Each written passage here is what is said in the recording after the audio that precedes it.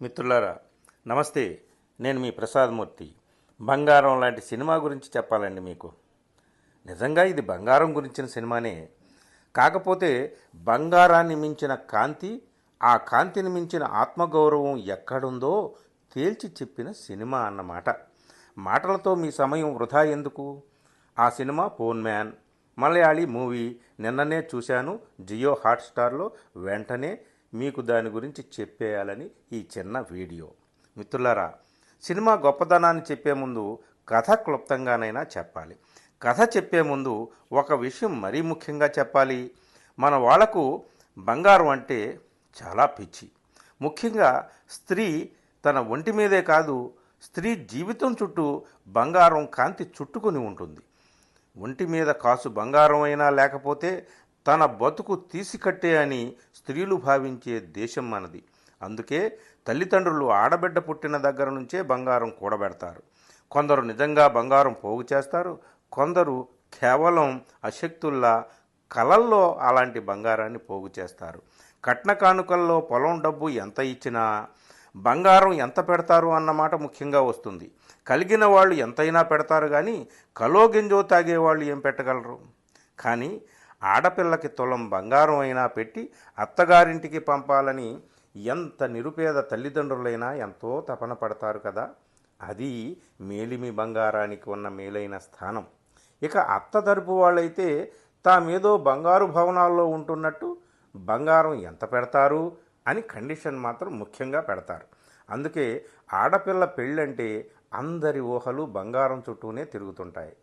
పాపం ఆడపిల్ల కట్టుకోబోయే వరుడు కోసమే కాదు, పెళ్లిలో తాను పెట్టుకోబోయే నగల కోసం కూడా కలలు కంటుంది.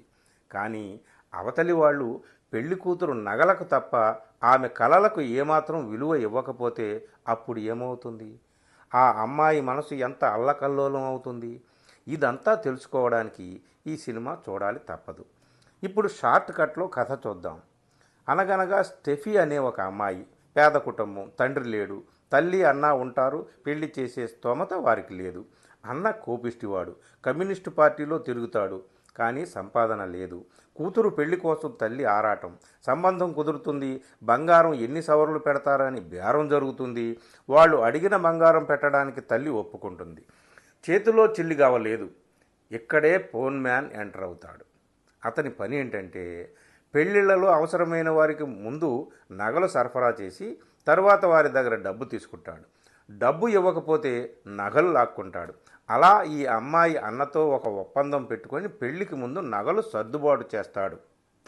అతని పేరే అజేష్. పెళ్లిలో చదివింపుల ద్వారా వచ్చిన డబ్బు బంగారానికి సరిపడా ఉంటే సరి, లేదంటే మిగిలిన డబ్బుకు సరిపడా బంగారాన్ని తిరిగి ఇచ్చేయాలి. ఇది ఒప్పందం. కానీ పెళ్లిలో చదివింపులు ఆ బంగారానికి సరిపడా రావు. అక్కడ కథ మొదలవుతుందండి. 25 సవరల బంగారం అతనిస్తాడు, కానీ దాని విలువలో సగం డబ్బు కూడా చదివింపుల రూపంలో రాదు. మిగిలిన నగలు ఇచ్చేయమని అతని గొడవ. రాత్రిస్తాం పగలిస్తామని పాపం ఆ పిల్ల తల్లి అలాగే అన్న బతిమాలుకుంటారు. అతను అక్కడే కాపలా కాసి అమ్మాయి మెడలోంచి నగలు లాక్కోవాలని ప్లాన్.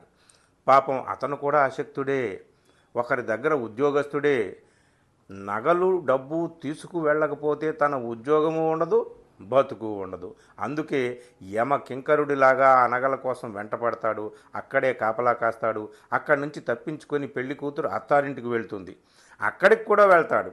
అక్కడ పెళ్లి కొడుకుతో గొడవ పడతాడు. ఆ పెళ్లి కొడుకు కిరాతకుడు. బంగారం తప్ప తనకు ఇంకేం అక్కర్లేదు. భార్య విషయంలో అతనికి బంగారానికి అంటే ధూళికణమంత విలువ కూడా లేదు. ఆ విషయం ఆ పెళ్లి కూతురుకు కూడా తెలుస్తుంది. ఆడబిడ్డను అత్తగారింటికి గౌరవంగా పంపాలని కన్నవాళ్ళు ఎన్నో కష్టాలు పడతారు, కన్నీళ్లు దిగమింగుకుంటారు. అన్ని కష్టాలు పడి అత్తగారింటికి వెళ్ళినా వాళ్ళు కూడా నగలకు తప్ప తన శరీరానికి మనసుకు ఏమాత్రం గౌరవం ఇవ్వరు. ఇలాంటి స్థితిలో మానసికంగా నలిగిపోతుంది ఆ పెళ్లి కూతురు స్టెఫీ. మరి ఆ బంగారం మనిషి అజేష్ బంగారాన్ని తీసుకువెళ్తాడా? అత్తగారింట్లో బంగారం కంటే తనకు ఏమంత బంగారం లాంటి స్థానం లేదని తెలుసుకున్న ఆ అమ్మాయి పాపం ఏం చేస్తుంది? సినిమాలో ఇదే పెద్ద కొసమెరుపు. అజేష్కి తానిచ్చిన బంగారం మాత్రమే కావాలి, ఈ అమ్మాయికి జీవితం కావాలి. బంగారంలో ఉన్న కాంతి పెళ్లిలో లేదు, పెళ్లి బంధంలో లేదు. ఇది ఆ అమ్మాయి అర్థం చేసుకుంటుంది. ఈ నగలు లేనప్పుడే ఆడపిల్లలోని అసలు అందం బయటపడుతుందని ఈ సినిమాలో చివర ఒక డైలాగ్ ఉంటుందండి. పై పై మెరుగులకే విలువనిచ్చే ఈ లోకం అసలు అందాన్ని ఎప్పుడు చూస్తుంది? అదే ఈ సినిమా వేసే చివరి ప్రశ్న. నిజమైన జీవన కాంతి బంగారంలో లేదు, ఆత్మగౌరవంలో ఉంటుందని ఈ సినిమా చివరికి తీర్పు చెబుతున్నట్టుగా ఉంటుంది. ముగింపు స్పష్టాస్పష్టంగా వదిలేస్తాడు డైరెక్టర్ జ్యోతిష్ శంకర్. ఇంతకీ ఆ అమ్మాయి ఏం నిర్ణయం తీసుకుంటుంది? ఆ కాబూలీవాలా లాంటి బంగారం వాడు ఏం చేస్తాడు? ఆమె భర్త ఏం చేస్తాడు? ఆమె అన్న ఏం చేస్తాడు? సినిమాకి డైరెక్టర్ ఎలాంటి ముగింపు ఇచ్చాడు? ఇవన్నీ సినిమా చూసి మీరు తెలుసుకోవాలి. చివరికి అసలైన ముగింపు మన ఊహకే వదిలేసిన డైరెక్టర్ ప్రతిభకు హ్యాట్స్ ఆఫ్ చెప్పాలి. అయితే సినిమా చూసి మీరు అసలు చెప్పాలి. అసలైన బంగారం అంటే ఏంటి? మనం చూసే ఈ బంగారమా, లేక మనం చూడాల్సిన ఆత్మగౌరవమా? జియో హాట్స్టార్లో ఈ సినిమా ఉంది. వెంటనే చూసి కామెంట్ రూపంలో మీ అభిప్రాయాలు చెప్పండి. ఫోన్ మ్యాన్ పాత్రలో బాసిల్ జోసెఫ్ నటన సూపర్ అండి. పెళ్లి కూతురు పాత్రకు లిజోమోల్ జోస్ ప్రాణం పోసింది అనేది పాత మాట. ఆమె మన ఆలోచనలకు కూడా ప్రాణం పోస్తుంది. ఈమె 2021 జై భీమ్ సినిమాకు ఫిల్మ్ఫేర్ బెస్ట్ యాక్ట్రెస్ అవార్డు పొందిందండి.